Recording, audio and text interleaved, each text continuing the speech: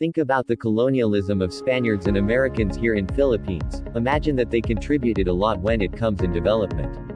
Our ancestors have learned a lot of techniques in different things. What if they do not conquer our land? Maybe we're not experiencing this type of economy today. In order to deepen our knowledge about the question that we have already formulated, which how history affect economic status and development of a country, we search some books and articles that would be our material to answer this question. And let me introduce to you our chosen article. When this article was written and what is the purpose of this article.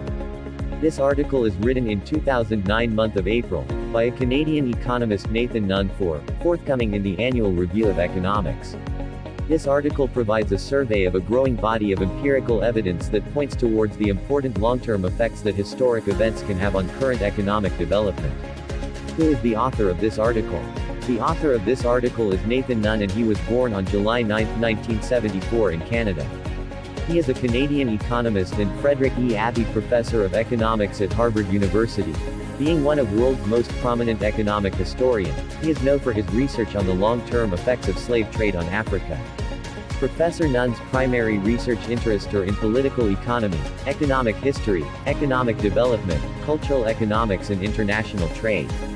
Now let us talk about one of his works, which is, the importance of history for economic development.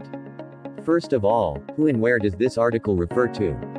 This article is for an economic historian or economist who intended to know more about the relationship of history or past events that can affect the present economic status of a country. This can also be used as a basis to guide and give certain institutions on how they are going to use the past events as an example to help the growth of the economy. Using his work as a basis, we will answer the question, how does history affect the economic status and development of a country? How it may help to understand the economic development. Specifically, this literature from Nathan Nunn would probably make us acquainted through different events in the past by merely conforming conceptual knowledges between the relation of history and economic development. As what it shows, it directly referring to how history greatly contributes to long-term economic development of a country wherein education, levels of infrastructure, inward investment, savings, and political stability may not only be the case of reasons for the aggregation of economic development. Hence, we merely need to value our history as it also teaches us to move forward, recognize our mistakes and learn from them, and ultimately create a better existence for all. Some details from the book that supports